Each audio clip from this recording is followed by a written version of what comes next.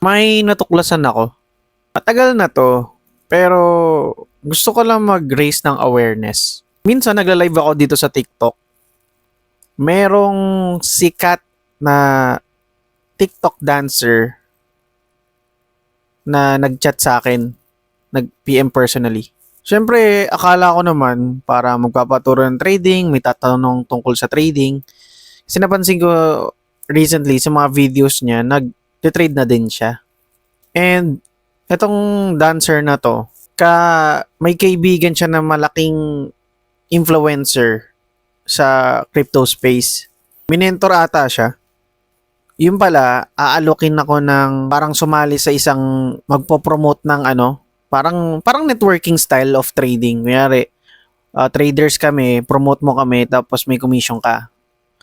Wala namang mali kung company ka or grupo kayo na nagtuturo ng trading. Kaso, ang medyo X lang is, ang medyo mahirap lang kasi doon, pag tumakbo yung company, paano yung mga PNM mo dahil nga ang laki ng following mo, no? Nagkaroon tuloy ako ng theory na yung nag-mentor sa kanya na sikat dito sa crypto space natin is hindi talaga nagte-trade. Talagang parang networker lang. Ganon. May pinapakitang malaking pera, kotse, bahay, mga ganon. Pero hindi talaga siya nagte-trade.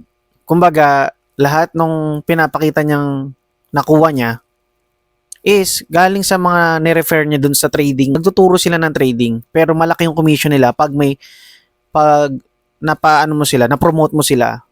Ganon. And for me, medyo sensitive kasi ako sa ganon, sa pagpo-promote. Maraming nagpa-promote sa akin. Like, merong sugal yung, basta alam nyo yun eh, may bet sa pangalan, ganun. Tapos meron pang prop firm, may nagpapa-promote din.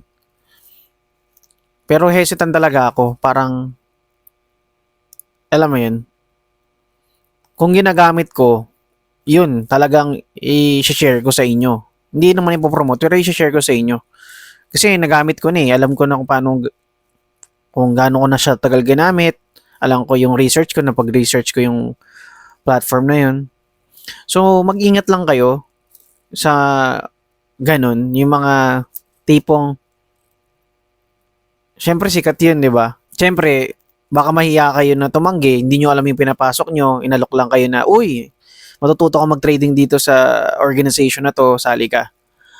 Dahil syempre, meron kang bias kasi idol mo, uy, sikat to, sumasayaw to, talaga nagpimpa sa akin, no? So, yun lang, ingat lang kayo doon. Not na sinisiraan ko yung organization na yun na hindi sila magaling magturo ng trading. Pero ang sinasabi ko lang, hindi po kasi guaranteed ang income sa trading, no? Kaya nga kami nagbi-build ng business around it, like nagtuturo, nag-mentorship, mayroong community. May mga times na talo ka talaga, no? And yun yung hindi masabi ng iba. Na natatalo rin kami, no? Nakikita nyo naman dito sa channel ko, pinopost ko. Kamali ako sa trade na to, talo tayo. So yun, mag-ingat lang kayo. Let's go.